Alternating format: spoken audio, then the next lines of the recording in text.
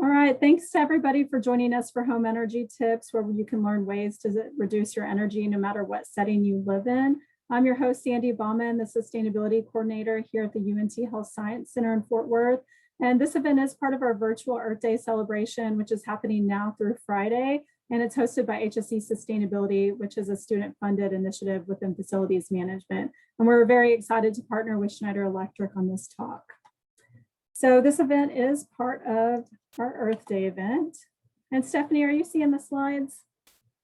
Okay. Yeah, I'm seeing them. So thank you. So you can go to unthsc.edu/Earth Day to learn more about what we're offering. And if you participate, which this event counts, you get a t-shirt so you can learn all the information. And then we also have our Earth Day fair on Thursday from 11 to 1 in the MET field. So with that, I'd love to introduce Stephanie Byrd. She's the marketing director at Schneider Electric, which is over 180 years old and it's leading technology provider. I think most people are familiar with Schneider Electric. She's passionate about energy and its role in reshaping industries, transforming cities, and enriching lives. She has a BBA in marketing from Baylor University, and she's a longtime resident with strong ties to the I-35 corridor, which I can definitely relate to, make that drive a lot. So from growing up in San Antonio to studying at Baylor, now living in the DFW area with her husband and pets and 2 children. So Stephanie, welcome. We're excited to have you. And also, so everybody knows, you can always put questions in the chat. We will have a Q&A session at the end. So thank you. And I'll stop sharing and let you have the screen. All righty. Let's see.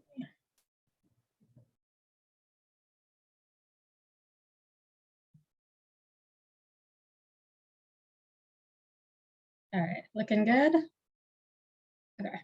And I don't know that I can see the chat as I talk, but I'll be sure to come back, or Sandy, if it makes sense to interrupt me and ask a question that's timely, that's perfectly fine as well. Okay, sounds great. Okay. I am here to share about home energy tips. This is maybe an amalgamation of different things that I've learned working with Schneider and the various different roles that I've had with the company. So it will seem a little bit here and there, I think, because it's not something I have like a long-winded narrative about. But I think some of the stuff I put together should be interesting. I know everyone is probably on different levels in terms of their understanding of their home's energy use and what they can do about it. So I hope to hit kind of all levels, and hopefully there's some stuff here that is new and interesting to you. So here's the really brief agenda. I'm going to set the stage a little bit and provide some context. And then there's 2 different levels that I want to talk about. And one is kind of the avoided electrons, or the energy efficiency, or reducing energy waste, etc. And then level 2 would be more on the smart electrons side, when we talk about smart homes and smart technologies that can help you reduce your waste or use electrons in a more efficient fashion. So that's the 3 basic categories we'll cover today. But when I started just kind of setting the stage, I thought it was a fun fact. In 1883 in Galveston, Texas, along the coast, that was the first city in Texas to start really installing electric lights. So it's been, what, 140 years or so. And we always like to tell the story that really the electric grid for as long as it's been hasn't changed a whole lot. We foresee some major changes happening in the future as we start electrifying more vehicles and getting more off fossil fuels and digitizing more, which requires more electricity. So I think we're just on the edge of where we might be in the future, but for a long time, electricity has remained relatively the same. Transmission lines have remained relatively the same throughout the past 100 years or so, which is different than a lot of other industries. Let me see if I can move my camera here one sec. It's kind of covering some data for me. Okay. So Texas is the state that both produces and consumes the most electricity. And clearly we have a lot of people and a lot of land. So maybe this isn't too surprising, but California is pretty big too in terms of population and land. But we are leading even California in terms of how much energy we consume, electricity specifically, consume in the United States in 2020. A lot of this data that you'll see today is from 2020. It takes a little bit of time to update and collect all these facts year after year.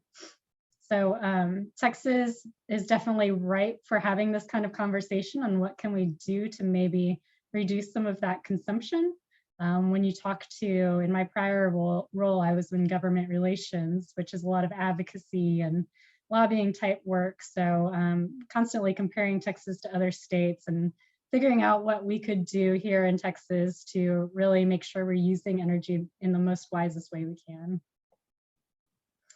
And for those that don't know, maybe some have heard this, we've got 3 grids really in the United States. They're not all one grid, meaning that they are managed by different organizations, basically. There is a Western grid, there is an Eastern grid, and there is the Texas grid. And that, again, maybe not super surprising to some that Texas, by and large, we are on our own grid, which means we tend to follow our own rules. Of course, there are lessons learned from the other 2 grids, but we really operate in this unique space where we have a lot more control over, say, Tennessee, over what they can do on their grid. So that can be a good thing and it can be a bad thing. A lot of times on the more negative side, it's harder for Texas to share electrons between grids. So as we move to more renewables or we produce more wind in the state and we want to export it to somewhere like Arizona, a little bit tougher than it would be if it was just within the Western grid, for example. So just know that is the case. So when we think about Texas, we always want to make the exception. Some of the regulations and rules only apply to Texas. So here's another kind of a flow chart.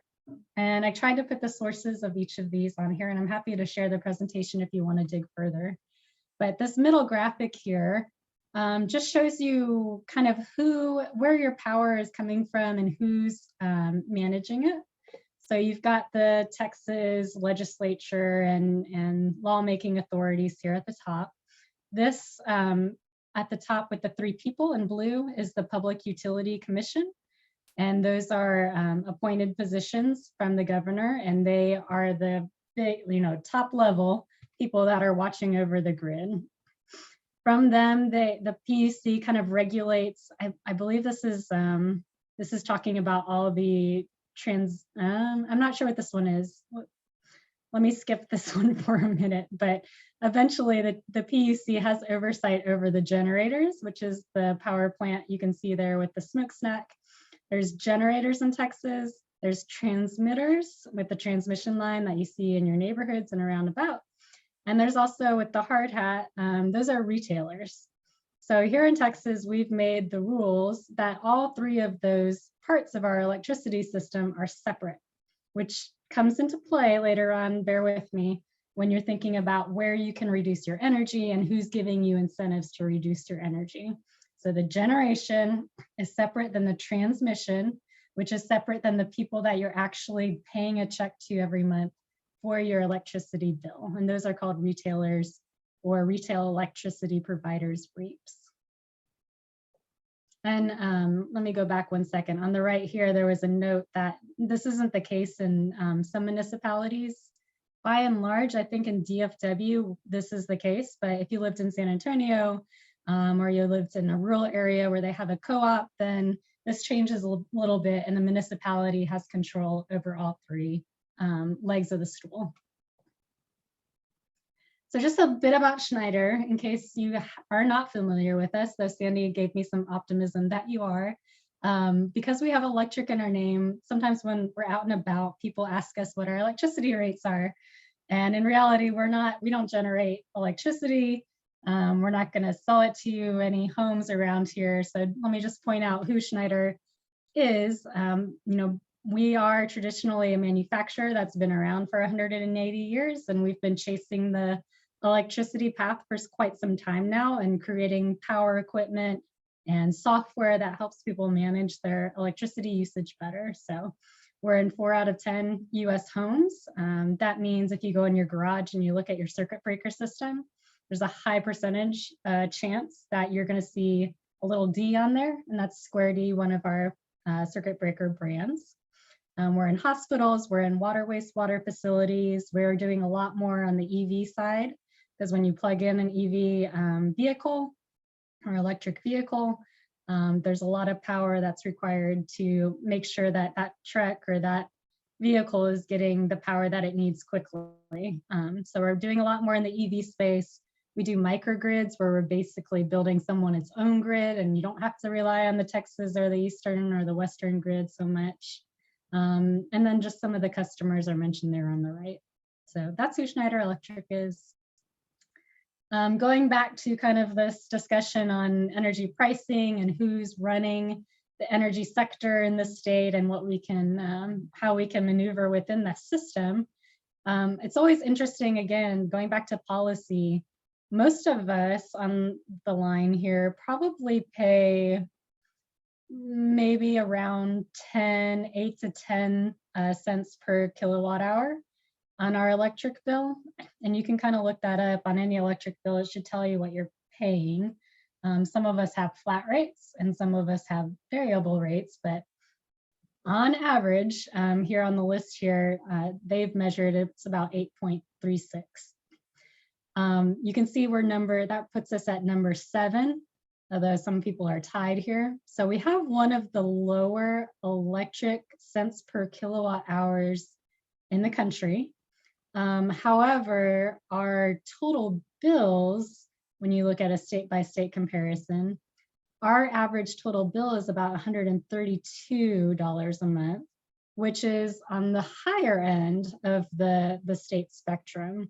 And there's a little table you can check out there if you wanted to see everyone, but it's a bit of a dichotomy because we are always talking about, we're proud, Texas, like our energy's cheap. And it is cheap, but we're paying a lot more than just the cents per kilowatt hours. We're paying for a lot of the infrastructure and other things that go into our electric bills, besides just the energy that we use directly. So just keep that in mind when you hear people talking about rates. You know, Hawaii has really high rates, the Northeast has really high rates, but when you look at their total bills, it's actually either lower or kind of on the same page. So here's a bill. I think this is my bill. Yes, I just took a screenshot of my last bill. I use Champion Energy. Again, that's a retail provider. They don't generate electricity. They do not send you electricity through the transmission wires. They merely are the contractor entity that will sell you the electricity, and that's who you write a check to. So I use Champion. I switch regularly. Anytime that my contract is up, I look for the people that are providing the lowest rate. And I would encourage you guys to do the same thing. I've got a couple more tips about that coming up, but you can see my retail provider. This is how much kilowatts I use, 1,318. Here's the rate that I was paying. So if it was just a matter of like how much electricity I was using, I would have paid $83. However, I also have to pay for all the delivery charges. Encore is one of the transmitters, and we all, I think, have heard of Encore. We hear their names frequently when the power goes out, or I don't know about you guys, if you have a Nextdoor app or a Facebook neighborhood group, there's always people posting like, did you hear that gunshot or a transformer blew? Like every single week, I think we see something like that.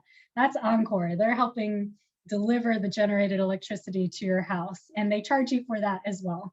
So when you look at your contract coming up, as you sign new energy rates, you should always look at both sides of the charges that they're going to give you, because one's for delivery and one's for actual usage.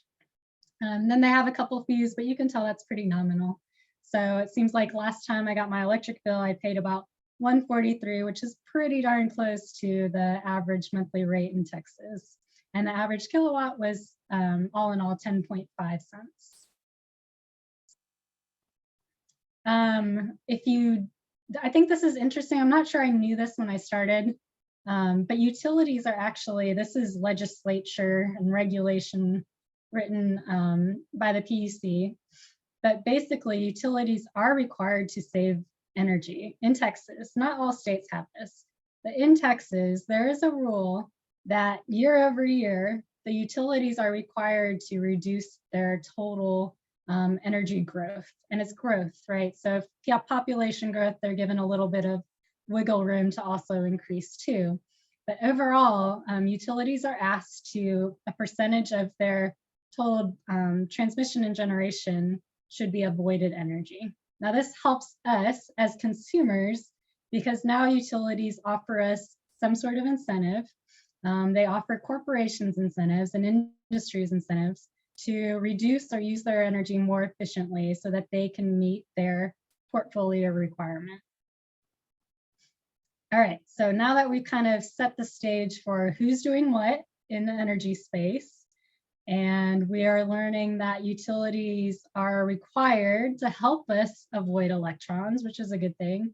Let me go into a couple of the, I don't want to call them technologies, but I have 3 or 4 things here to help us talk about avoided electrons or energy efficiency. How am I doing on time? Okay. So back to Encore, the transmitter. They have a page called, I think it's called Take a Load Off Texas, which is a really cute, clever name.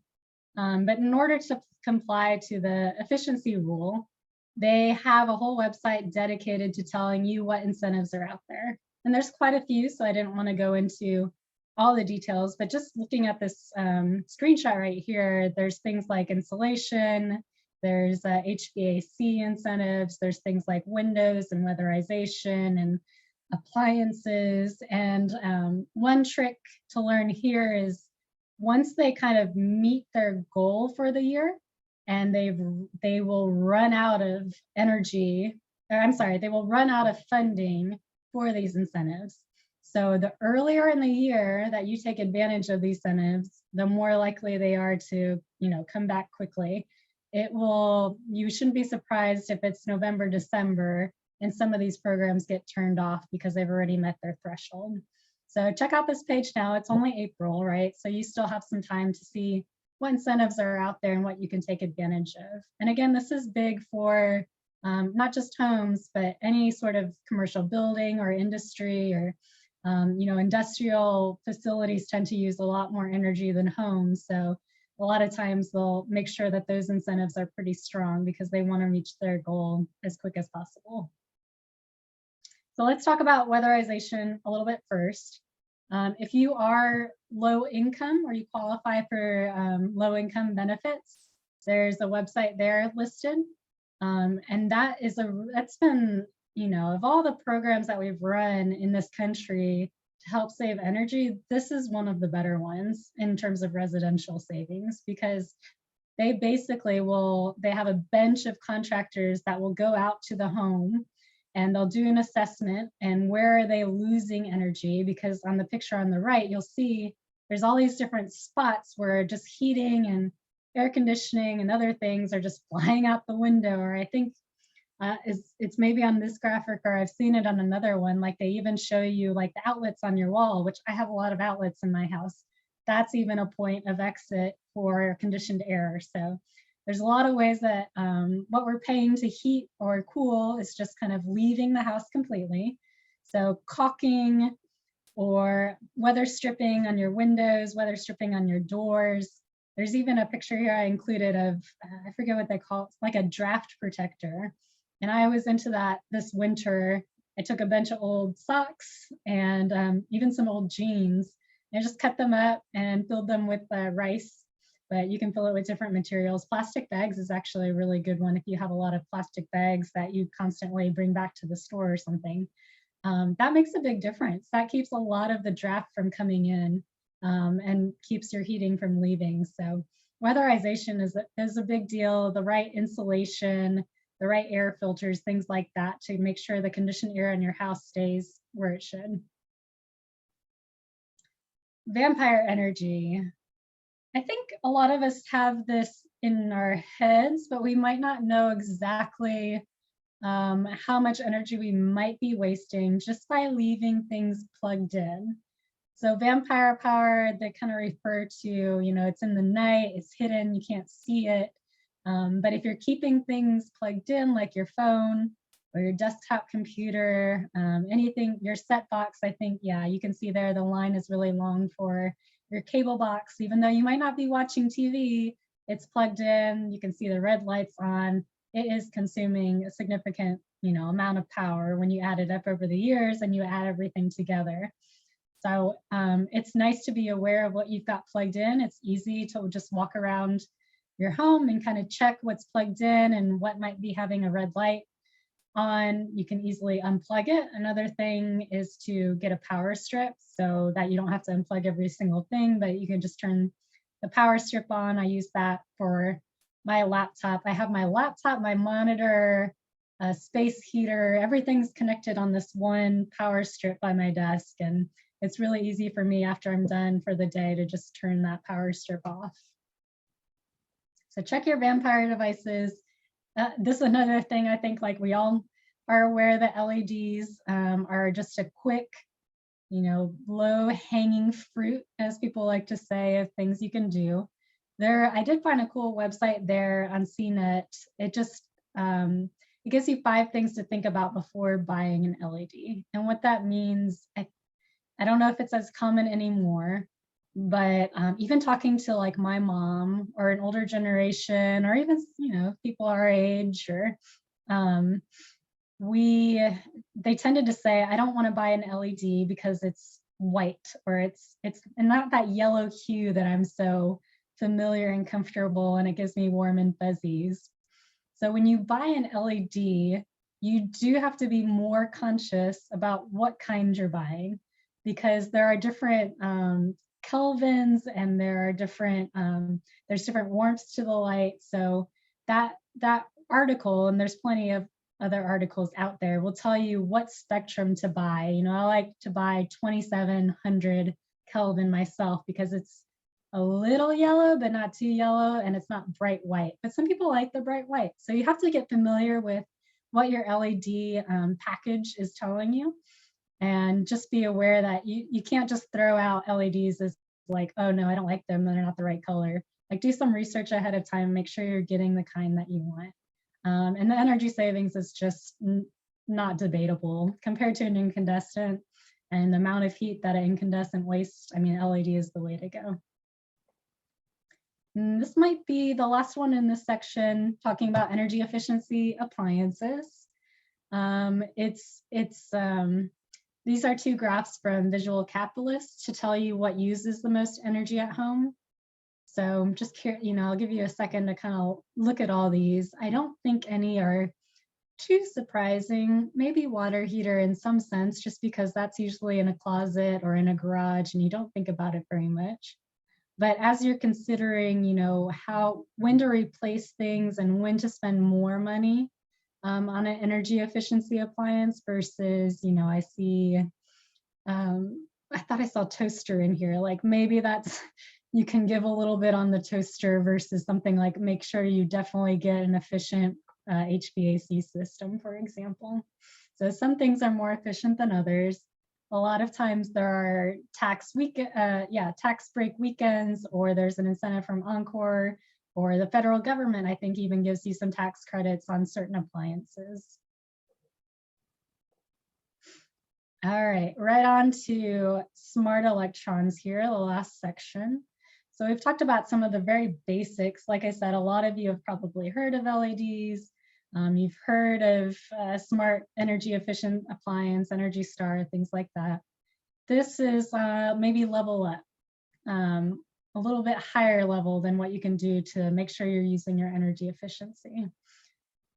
There's something called Smart Meter Texas, and I guess I did not put the website here. Sorry, I'll try to add that before I share it with Sandy. But you could also probably Google it pretty easily.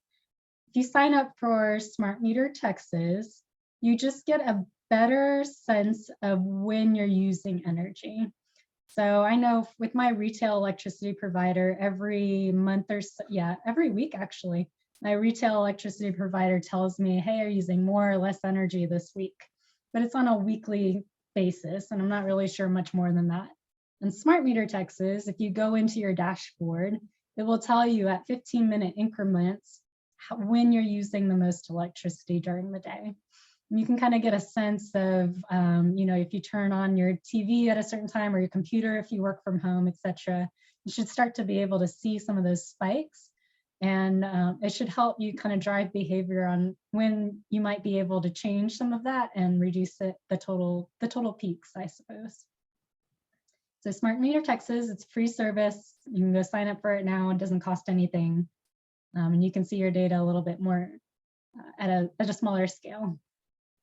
Programmable Thermostat, this one's probably pretty prevalent in homes nowadays, although they're very easy to replace if you needed to. Nest is probably the one a lot of people are familiar with because they tend to have the coolest looking design.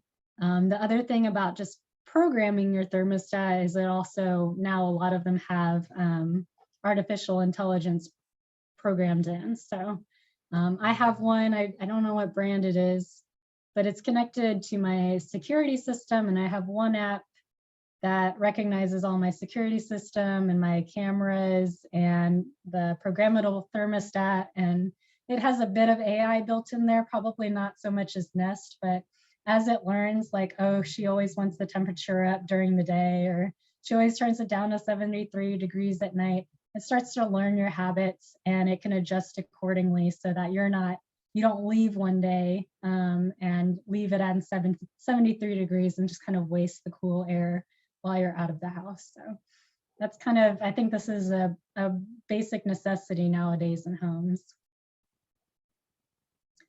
Wiser, so this is somewhere where Schneider plays. I don't want to give a commercial, but I just think it's such cool technology, and I'm sure others will kind of be on the same page. But like I was mentioning in my app, I can see when a couple of things are on or off, like the HVAC. What Wiser does is it plugs into your circuit breaker system. So just plugs into your garage, and that means it's connected to every single circuit in your house, right? So the artificial intelligence that's baked into this software starts to hear, in a sense, which circuits are on and off. And so if you bring up this app like this guy is doing, it will tell you, hey, it will start by saying, hey, this circuit, really big bubble, like something's going on here. I don't know exactly what it is, but it's using a lot of energy. And then you can say, hey, yeah, that's my washing machine. I just turned it on. So you start to interact a little bit with it. You tell it what it is, and it can learn based off of every other house that it's been monitoring to kind of recognize the same patterns. But it's just a really fun way to look on your phone and see exactly at any given moment, what is the energy being consumed right now? Is it the refrigerator? Is it running? Because refrigerator cycle, HVAC cycles, other things cycle within your house. So you can kind of get a glimpse of what's on and where you can potentially save in the future. And then I think this is the last slide in this section as well. These are a couple of pictures I took. I was so lucky. I think I started Schneider not that long ago, but they're like, we're going to send you to Jamaica to look at all the solar systems that we've got installed. And I was in marketing at the time, just like I am today. So these are a couple of pictures I took when I was there. And I just want to point out kind of maybe the size of the system. A lot of times you can make do with something that's not covering your entire roof, especially just starting out, because I think the nice thing about solar is you can start with a small array, a small number of modules like you see on the roof there. And then if you like it and it's working for you, you can just, add on to it. So that's the really nice thing about solar systems. There's a lot of different financing groups out there now that will either lease you the system, or you can pay for it, and like you would a car where you're paying month by month, but at the end you can take full ownership of it. You can buy it outright. They usually give you a discount if you're spending, $20,000, $30,000 on the system. And then there's not just the stuff that sits on your house, right? There's the stuff that controls the solar as well. So that's what you see in the picture on the right there, and you'll see Schneider's brand, but you need certain power equipment to make sure the solar is flowing to the grid properly. In this case, they had some batteries as well. So just note, if you haven't heard this, solar without batteries is not going to work when the power grid goes out. So if there's an encore issue, if it's the February freeze storms that we were getting a couple of years ago, if you had solar but you didn't have batteries, you could not use your solar system. That is just how the regulations are right now. They don't want power from your home backfeeding into the lines because they've got linemen out there trying to fix the system, and you're basically at risk electrocuting them. So they shut it down completely. If you do have batteries, then you have a system that's smart enough to figure out, oh, I'm not getting any grid power and I can't send solar to the grid. So it switches to the battery power, and you can rely on that depending on your battery size for a day or two. That's why it's really popular in Jamaica, because they get so many hurricanes and their grid isn't the most stable. So a lot of people there have some sort of small solar power systems to get them through those kind of just periodic outages. So again, kind of next level up, not as easy as installing an LED, but certainly a way for those of us that have roof space, apartments, this would be tough to do, or multi-family dwelling, this would be tougher for you to achieve as well. But I think that's all I had planned. I wanted to kind of take half the time and then make sure I left ample time for questions. Sounds good. Thanks so much, Stephanie. And if you have a question, feel free to put it in the chat, or you can just unmute yourself and ask the question. All right, well, I'll go ahead and get us started because a lot of people ask me about solar for their homes. And I think that there's a lot out there, whether, there's city ordinances that don't allow it. And then one of the recent things I heard was that solar panels, once their life expectancy is over, there's nowhere for you to put them. So there's no one that'll take them and I guess recycle them or, go on. So I don't know if you can speak to any of that. The ordinance are not as prevalent as you would think. I know there was one in like North Richland Hills several years back now, and their ordinance was more like you can't have it on the front of the house. So it was kind of a homeowners association. But I think since then, the rules have made it very hard for any homeowners association to completely ban it. Maybe that's kind of word of mouth, but I guess I would take a close look at how they're using the language and if it is truly banned, because I don't recall, especially in DFW nowadays, I don't think I know of a large, subdivision or small town that prohibits it completely. They might have certain rules. They might have to be in the back, or you might only be allowed to have so many. But outright, I think that's not happening as much as maybe it did in the beginning. And then as far as recycling them, that one I can't answer as well, because their typical lifespan, I want to say, is close to 30 years, unless there's just some freak, hurricane and knocks over a tree or something like that. So I don't think that it's really raised its head as a big issue yet, unfortunately. Otherwise, we might have better expectations. But the solar systems that we have in the US, a lot of them aren't quite 30 years old yet. So I don't know if there's been a big need to recycle them. I'm sure once that peak hits, yeah, I mean, the materials that they're made out of are not easily recycled. So I can see that being a major concern. But I don't know if it's I don't know. Hopefully we find out an answer to that with innovation, because I would hate having people avoid putting solar on, just thinking 30 years out, like they can't recycle it. It seems like not the biggest reason to not install solar.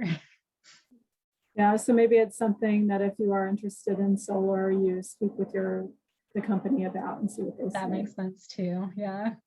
All right, we do have a question in the chat. She says, is turning off a device, say a computer, etc., the same energy saving as unplugging a device?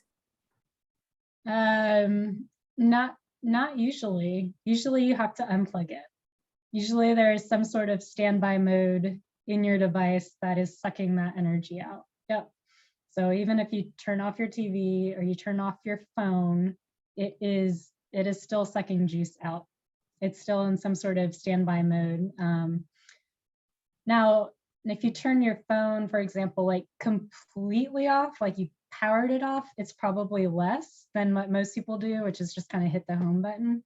So there's probably varying degrees, but if it's plugged in and it's got some sort of like, it comes on easily, that's a good indicator that it's got some sort of standby mode coming on. Yeah, and with that, I know that sometimes there's devices that you can buy, like a WhatsApp device I used to have that you can measure that. Is there anything that you know of? Yeah, I've heard of People could see? WhatsApp before.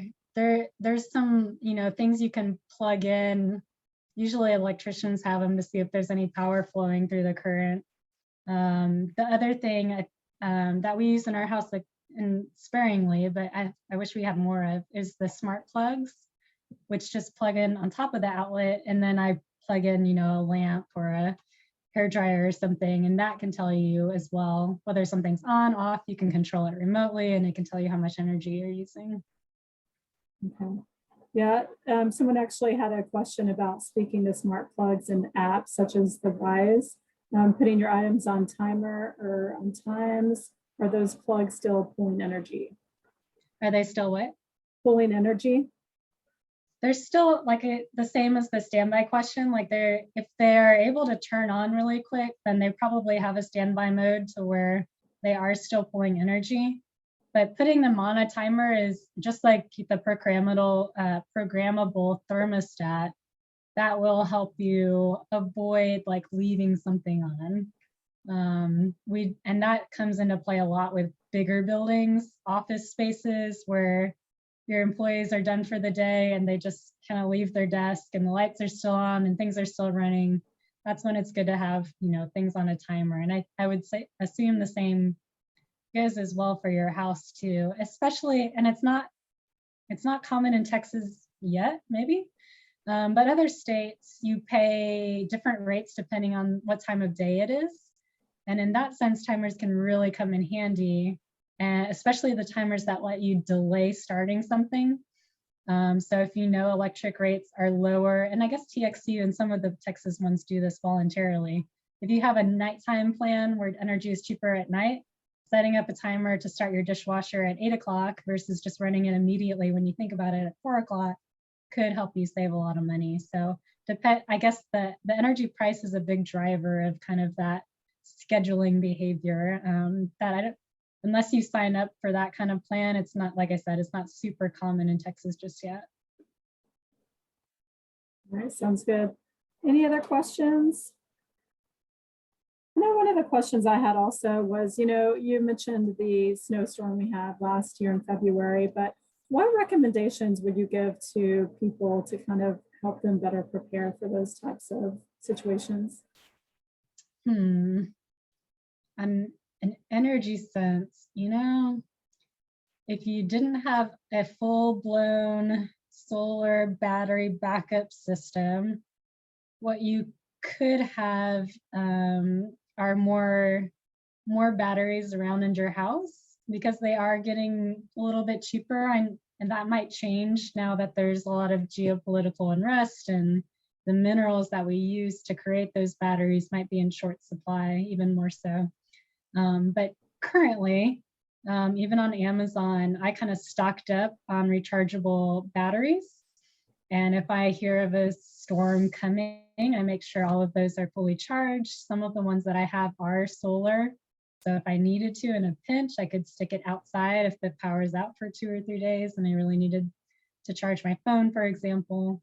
And then I guess knowing if there was a way to kind of know which appliances and which devices you needed during that time so that you could size up appropriately with those batteries. So if you definitely wanted to plug in a phone and an iPad to keep your kids entertained, or a small little stove or grill you might have for camping purposes, just kind of know ahead of time how much energy those consume, and then you can get the appropriate size batteries to help you get through those few days. That'd be my recommendation. I can't Otherwise, the power is just basically off. There's not a whole lot you can do. Yeah, sounds good. Okay, we had another question related to the solar power. It says, how do you judge the legitimacy of those selling solar power? Where do you recommend starting and finding the right fit for you? Oh, that's a good question. Because I personally remember when it just started becoming more commonplace. I know I won't say any names, but there was a company that I reached out to just to learn.